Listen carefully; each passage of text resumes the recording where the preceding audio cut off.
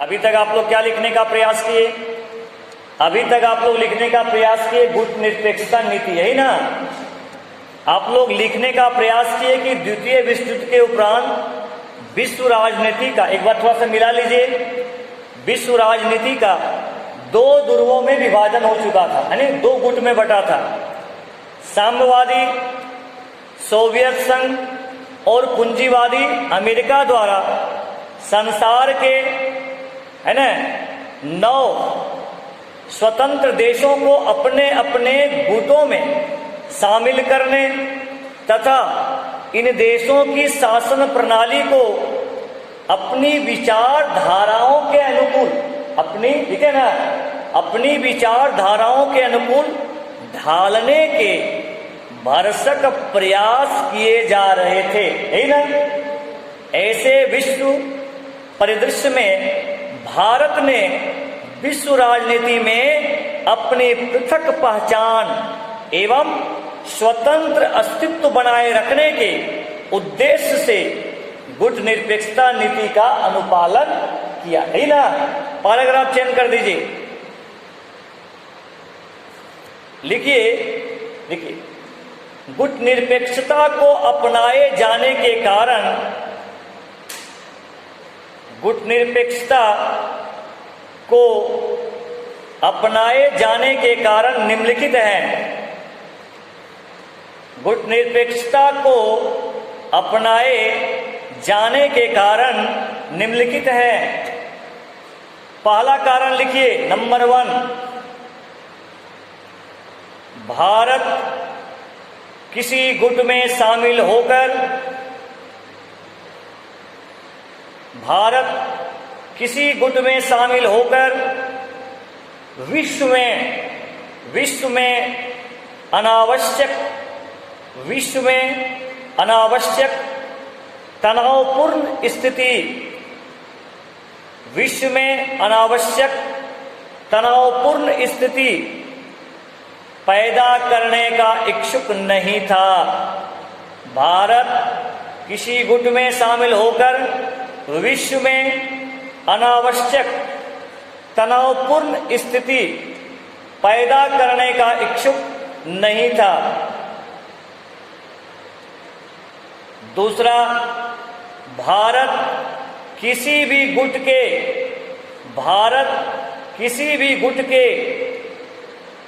विचारधाराई, भारत किसी भी गुट के विचारधाराई प्रभाव से ग्रस्त, फिर से मैं रिपीट कर दे रहा हूं, भारत किसी भी गुट के विचारधाराई प्रभाव से ग्रस्त नहीं होना चाहता था, ग्रस्त नहीं होना चाहता था। किसी भी गुट में शामिल होने पर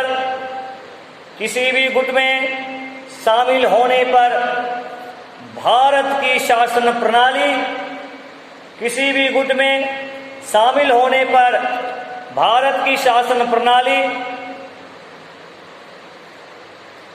एवं नीतियों पर उस, लिखे, उस गुट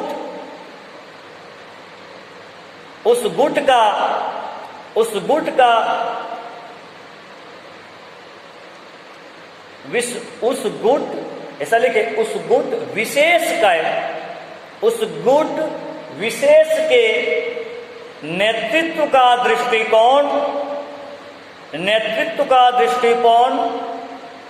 दृष्टिकोण हावी हो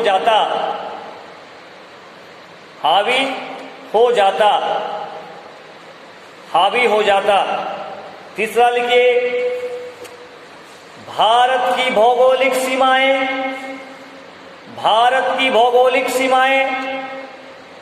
साम्यवादी देशों से जुड़ी थी। भारत की भौगोलिक सीमाएं साम्यवादी देशों से जुड़ी थी, अतः पश्चिमी देशों के गुट में, अतः पश्चिमी देशों के गुट में शामिल होना, पश्चिमी देशों के गुट में शामिल होना अदूरदर्शी कदम होता या दूरदर्शी कदम होता लिखे, पूर्ण विराम दे दीजिए। दूसरी ओर साम्यवादी गुट में शामिल होने पर, साम्यवादी गुट में शामिल होने पर भारत को विशाल पश्चिमी आर्थिक व तकनीकी सहायता से, आर्थिक व तकनीकी सहायता से वंचित होना पड़ता। चौथा लिखिए, नव स्वतंत्र भारत को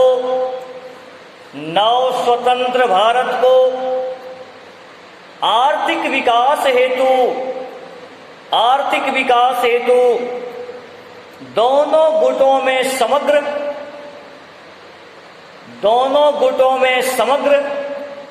तकनीकी एवं आर्थिक सहायता की जरूरत थी। फिर से बोल रहे हैं, देखिए, यानी दूसरी ओर साम्यवादी गुट में शामिल होने पर भारत को विशाल पश्चिमी आर्थिक व तकनीकी सहायता से वंचित होना पड़ता।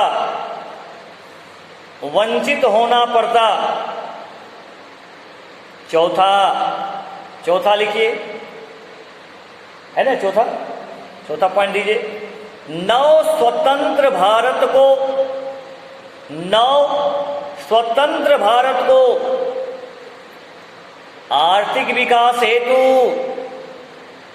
आर्थिक विकास हेतु दोनों गुटों से समग्र तकनीकी एवं आर्थिक सहायता की जरूरत थी, जिसे गुट निरपेक्ष रहकर ही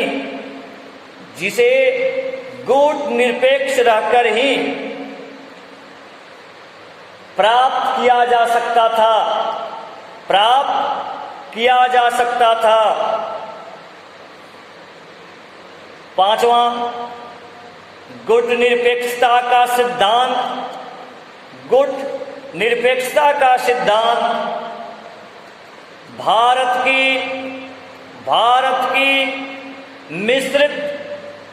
भारत की मिश्रित एवं सर्वमान्य संस्कृति के अनुरूप था। फिर से रिपीट कर दे रहा हूं, गुट निरपेक्षता का सिद्धांत हो गया भारत की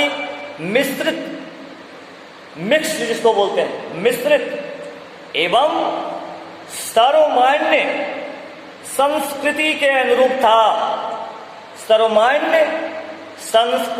अनुरूप था। छठा लिखिए, भारत के दक्षिणपंथी तथा वामपंथी दलों के विदेश नीति से जुड़े आपसी मतभेदों को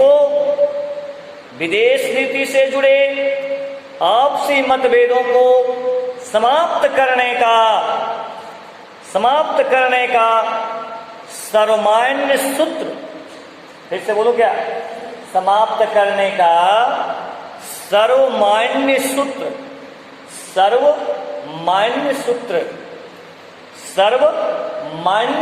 सूत्र गुट निरपेक्षता सिद्धांत सर्वमान्यसुत गुट निरपेक्षता सिद्धांत को ही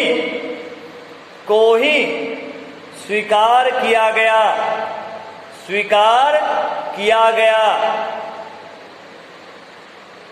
लिखिए, स्वीकार किया गया। छठा नंबर लिखिए,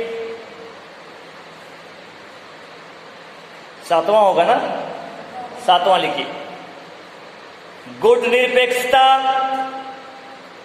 स्वतंत्रता संघर्ष के दौरान, गुट निरपेक्षता स्वतंत्रता संघर्ष के दौरान, स्वतंत्रता संघर्ष के दौरान घोषित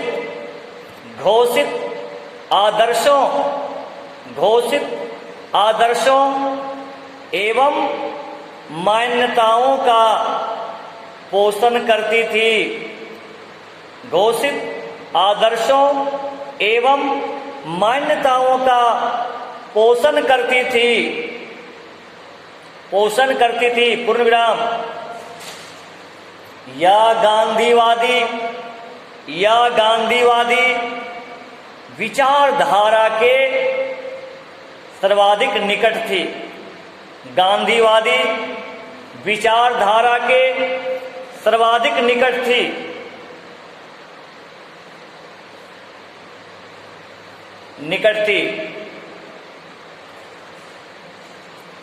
इस प्रकार, पैराग्राफ चेंज करके, इस प्रकार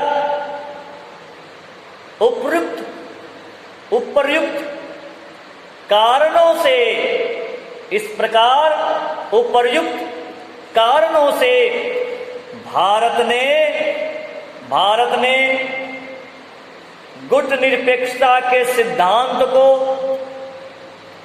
गुट निरपेक्षता के सिद्धांत को अपने विश्व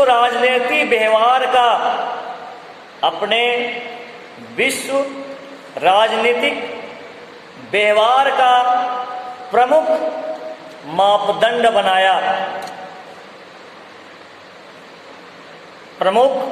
मापदंड बनाया।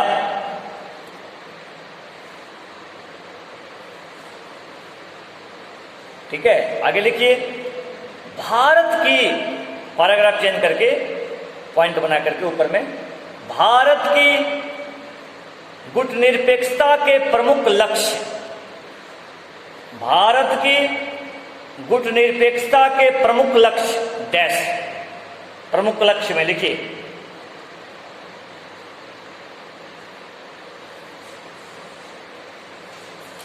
लिखिए, स्वतंत्रता आंदोलन के समय से ही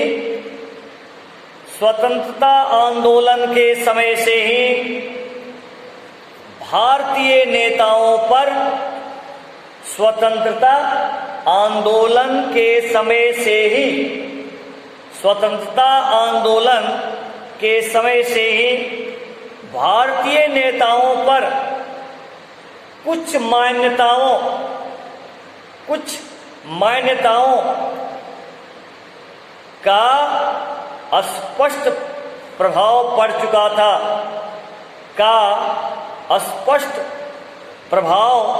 पड़ चुका था। पूर्णविराम। ये मान्यताएं थी डैश, ये मान्यताएं थी डैश हुआ। लिखिए, राजनीति एवं सत्ता का आदर्शवादी दृष्टिकोण, राजनीति एवं सत्ता का आदर्शवादी दृष्टिकोण,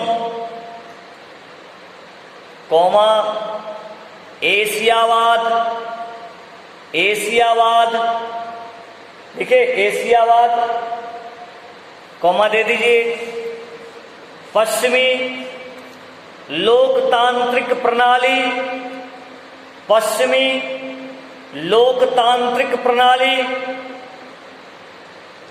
तथा साम्यवाद सैद्धांतिक रूप से खंडन, साम्यवाद का सैद्धांतिक रूप से खंडन। लिख लिए बाबू, लिखिए आप लोग, साम्यवाद का सैद्धांतिक रूप से खंडन लिखे जी। और अंतर्राष्ट्रीय संबंधों के आदर्शवादी दृष्टिकोण को मान्यता, आदर्शवादी दृष्टिकोण को मान्यता।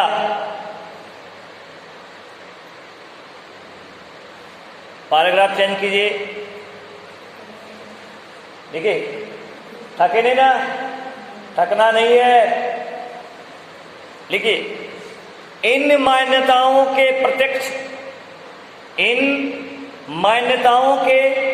प्रत्यक्ष प्रभाव के आलोक में ही, इन मान्यताओं के प्रत्यक्ष प्रभाव के आलोक में ही भारत की गुट निरपेक्षता नीति के लक्ष्य, भारत की गुट निरपेक्षता नीति के लक्ष्य निर्धारित किए गए। ये लक्ष्य इस प्रकार थे, ये लक्ष्य इस प्रकार थे। एकदम इस पॉइंट को यदि एग्जाम में आ जाएगा ना तो अच्छा से लिखिएगा, ठीक है ना, बहुत इंपॉर्टेंट है। इसका पीडीएफ भी हम ग्रुप में आज भेज देंगे, ठीक है। आप लोग अच्छे से साफ साफ लिख लीजिएगा कौन कौन लक्ष्य थे। अभी भले थोड़ा सा शुद्धि हो रहा होगा, थोड़ा मोड़ा हो सकता है आप उतना ढंग से नहीं लिख पा रहे हैं, लेकिन कोशिश करना है शुद्ध लिखने का। कोई दिक्कत तो पूछिएगा। ये लक्ष्य इस प्रकार थे। नंबर 1, क्या लक्ष्य थे भाई गुट निरपेक्षता का, लिखिएगा ना, लिखिए। नंबर 1, देखो, विद्यार्थी जीवन में जितना आप प्रैक्टिस करोगे, जितना मेहनत करोगे, उतना चमकोगे, है ना, उतना बढ़िया आपका होगा।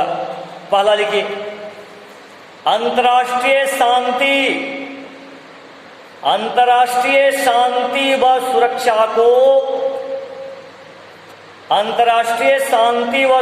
को कायम रखना। आइए बैठिए।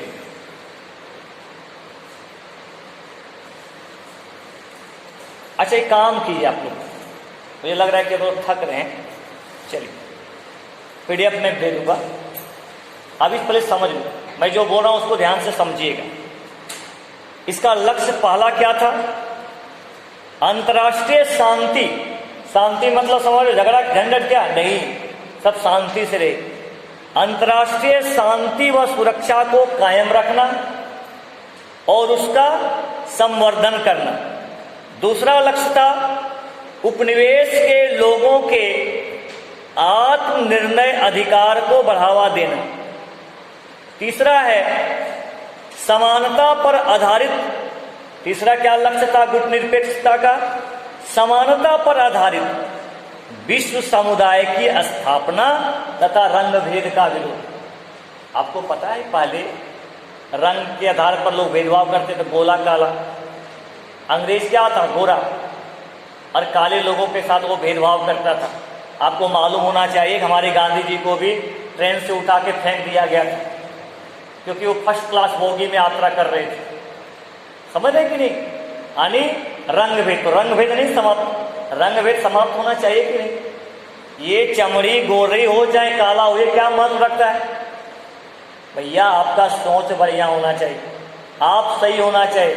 आप गोले रहो, नहीं बोले, गोरे हो चाहे काले हो तो बड़ा दिल वाले, है ना? गाना भी है ना, गोरा होता काला हो तो क्या हुआ, है तो बड़ा दिल वाला, है ना, ऐसा वो बोलता है ना। इसलिए गोरे काले कुछ नहीं है। इसमें राष्ट्रीय गीत में ने गोरे काले का भेद नहीं, हर दिल से हमारा नाता है, भारत का रहने वाला हूं, भारत की बात सुनाता हूं। एक है ना राष्ट्रीय गीत में, राष्ट्रीय गीत में भी है कि गोरे काले का भेद नहीं, हर दिल से हमारा नाता है, भारत का रहने वाला हूं, भारत की बात सुना। लेकिन ऐसा तो पहले नहीं था। अंग्रेजों लोग जो थे वो सफ़ेद थे, सफ़ेद चमड़ी वाले, तो एक काले वाले लोगों को, काले रंग के लोगों को नफरत करता था। कोई मान लो कि जैसे लाइन में खड़ा है तो वाइट लोग पहले जाकर लग जाता था कि पीछे तो काले लोग। ये सब होना चाहिए। इसी के खिलाफ में आप क्लास 10th में अंग्रेजी का किताब पढ़े होंगे, नेल्सन मंडेला के बारे में। साउथ अफ्रीका के वो ब्लैक प्रेसिडेंट हुए, देखने में पूरा ब्लैक लगते हैं, लेकिन वे साउथ अफ्रीका के राष्ट्रपति बने। उन्होंने भी इस तरह का जो भेदभाव था ना रंग रूप के आधार पर, उसके खिलाफ उन्होंने आंदोलन किया था। तो गुट निरपेक्षता के जो लक्ष्य थे वो क्या था? समानता, चाहे गोरा हो, चाहे काला हो, चाहे कोई भी, सबको समान होना चाहिए। रूल सबके पास सेम लागू होना चाहिए। ऐसा नहीं कि गोरों लोग को छूट मिलेगा, काले लोग को ज्यादा मिले, ऐसा नहीं। ठीक है? तो समानता पर आधारित विश्व समुदाय की स्थापना तथा रंग भेद का विरोध, यानी जहां भी रंग भेद होगा उसका विरोध किया जाएगा। चौथा, आणविक निशस्त्रीकरण तथा नवीक आर्थिक व्यवस्था की स्थापना। अस्त्र शस्त्र की होड़ नहीं चलानी कि हम इतना बम बना लेंगे, ये कर लेंगे। ज्यादा बम बनाएगा तब ना युद्ध होता है, समझ कि नहीं? और नवीन आर्थिक व्यवस्था की स्थापना करना। क्या चीज की स्थापना करना? नवीन आर्थिक व्यवस्था की स्थापना। भैया, जो ध्यान, जो पैसा तुम युद्ध के लिए लगा रहे हो, बम बनाने में लगा रहे हो, गोला बारूद बनाने में लगा रहे हो, वो पैसा यदि तुम देश के विकास में लगा दोगे, आगे बढ़ेगा कि नहीं? युद्ध से, किसी झगड़ा से किसी का विकास नहीं हो सकता। विकास कभी भी हुआ है किसी का तो वो शांति से हुआ है, और शांति में क्या है? आनंद है। झगड़ा में कभी आनंद है? देख लेना। कभी आप, एक मैं एग्जाम्पल देता हूं, कभी आप किसी से झगड़ा करते होंगे किसी भी बात को लेकर के, देखिएगा आपको अच्छा नहीं लगता होगा, आपका मन व्याकुल लगता होगा, बड़ा अच्छा नहीं लगता। अच्छा कब लगता है? शांति, सब मिलजुल के रहो और आगे बढ़ो। ठीक है? पांचवा है गुट निरपेक्षता का लक्ष्य, अफ्रीका और एशिया के देशों का समर्थन करो। अरे भैया, तुम्हारे घर के बगल में जो पड़ोसी है उसका समर्थन करोगे कि जमशेदपुर वाला को समर्थन करोगे? बताओ, बताइए बताइए। मेरे घर के बगल में जो आदमी है, तुम्हारे घर का बगल में तुम्हारे चाचा हैं, चाहे बगल का पड़ोसी है, वो ना तुमको ज्यादा मदद करेगा बाबू, कि तुमको मदद करने के लिए जमशेदपुर से लोग आएगा। तो भारत से लगे कौन है? एशिया है। भारत एशिया का ही है ना, अफ्रीका बगल में है। तो ये सब देशों को समर्थन करो। यही सब देशों में आकर अंग्रेजों ने शासन किया था। इसीलिए अब चूंकि ये लोग स्वतंत्र हो रहे हैं, तो गुट निरपेक्षता का नीति में ये कहा गया कि एशिया और अफ्रीका देशों को क्या करो भैया? सपोर्ट करो, समर्थन करो, ना कि हमें इंग्लैंड का समर्थन करें। वो तो शोषण किया मेरा ना। हम लोग अपने घर के बगल वाला को मदद करेंगे ना बाबू, यानी एशिया और अफ्रीकी देशों का समर्थन करो। छठा है अंतर्राष्ट्रीय विवाद। विवाद मतलब समझते हो ना? किसी बात को लेकर के दोनों के बीच टकराव हो जाए, कोई भी बात को लेकर। विवादों तथा संघर्ष के शांतिपूर्ण निपटारा का समर्थन। ठीक है, हमको पाकिस्तान से विवाद है कश्मीर को लेकर, तो हम क्या करेंगे? युद्ध करेंगे कश्मीर से? बताओ, बताइए बताइए। कश्मीर को लेकर के भारत और पाकिस्तान के बीच विवाद है, लेकिन क्या बताइए कि क्या कश्मीर को लेकर के हम पाकिस्तान पर चढ़ाई कर देंगे? नहीं। कोई भी विवाद है, कोई भी समस्या है, गुट निरपेक्षता के सिद्धांत में कहता है कि अंतर्राष्ट्रीय विवाद जब हो जाए तो उसका किस प्रकार से सॉल्यूशन देना है? शांतिपूर्वक। तुम्हारे घर में तुम्हारे चाचा लोग झगड़ा कर रहे, किसी बात को लेकर कोई विवाद है कि भैया ये तो मेरा जमीन है, ये मैं लूंगा, ठीक है। क्या ऐसा बोला तो मार उसको दोगे, पीटने लगोगे? नहीं। कोई भी बात को लेकर के किसी के बीच विवाद हो, उसका समाधान है शांतिपूर्ण ढंग से, ठीक है। कि भाई ऐसा विवाद है, 10 लोग को बुलाएंगे, 5 लोग की भैया ऐसा बात है, मेरा सामान नहीं दे रहा है, मेरे खेत पर वो जोतने लगा, तो उसको बोलेगा ना भाई तुम क्यों जोत रहा है? गुटनिरपेक्षता के देशों का मानना था कि कोई भी अंतर्राष्ट्रीय जो विवाद होगा, इसका समाधान कैसे होना चाहिए? शांतिपूर्वक होना चाहिए। क्या सिखाता है सब? इतिहास में सब जितना हम पढ़ते हैं वो हमको सिखाता है कि कोई विवाद का हल हिंसा से नहीं हो सकता है। जब भी इसका समाधान होगा तो शांतिपूर्वक है। आप समझ में आया बाबू? थोड़ा मन लगाइए। मैं समझ रहा हूं कि आप लोग सुबह आते और एनर्जी का लेवल बन नहीं पाता है, थक जाते हैं, स्वाभाविक है। देखिए हम भी 10 बजे से शुरू है, अभी आप लगभग में 2 बजने के करीब है, तो स्वाभाविक है थकावट हो ही जाता है लगातार क्लास लेने के बाद।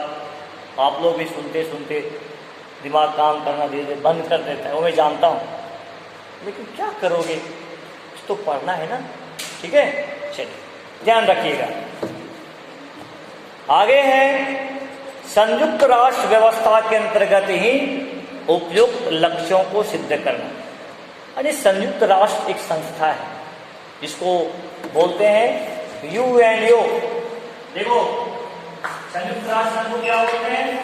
यूएनओ, अंतर्राष्ट्रीय संस्था है। ये क्या करने का काम करता है? विश्व में शांति कायम करने का काम करता है। कौन? संयुक्त राष्ट्र संघ। पढ़े कि नहीं?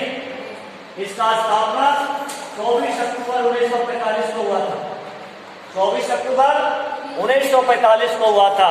इनका मानना है कि हमको संयुक्त राष्ट्र संघ का द्वारा जो दिशा निर्देश दिया जाएगा उसका पालन करना। राष्ट्र संघ के द्वारा, संयुक्त राष्ट्र संघ के द्वारा जो भी चीज है उसको पालन करेंगे, ठीक है। तो ये आपका हो गया गुट निरपेक्षता का क्या लक्ष्य। बस टाइम हो गया क्या? अच्छा 2 मिनट रुको, फिर छोड़ देंगे। अब गुट निरपेक्षता की विशेषता है, क्या विशेषता है भाई? तो मुख्य विशेषता है पहला, शीत युद्ध का विरोध। देखो नाम सुनो, शीत युद्ध। शीत युद्ध में गोला बारूद नहीं चलता था, बात बात का युद्ध होता था। हम तुम पर आरोप लगाए, तुम कुछ बोला नहीं समझे। जैसे घर में कैसे होता है आपसी बातचीत में झगड़ा, वही बातचीत में। अरे किससे किसके बीच होता था? सोवियत संघ और अमेरिका के बीच में होता था। तो शीत युद्ध का विरोध। दूसरा, सैन्य एवं सुरक्षा गठबंधनों का विरोध।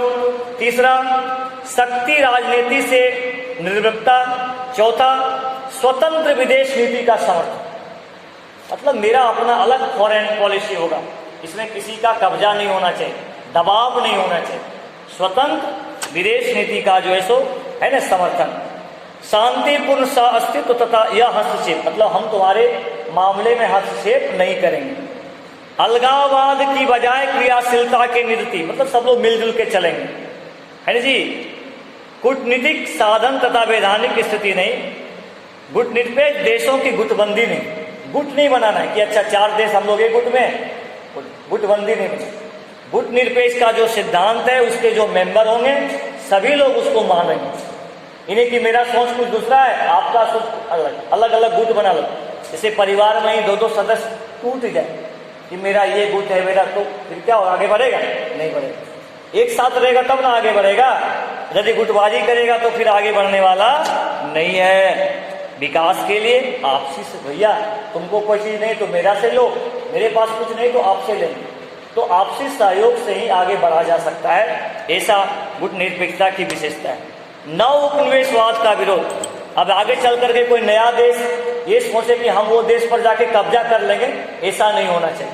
सभी मिलकर क्या करेंगे, वैसे देश का विरोध करेंगे। ठीक है, तो चलिए ये हो गया।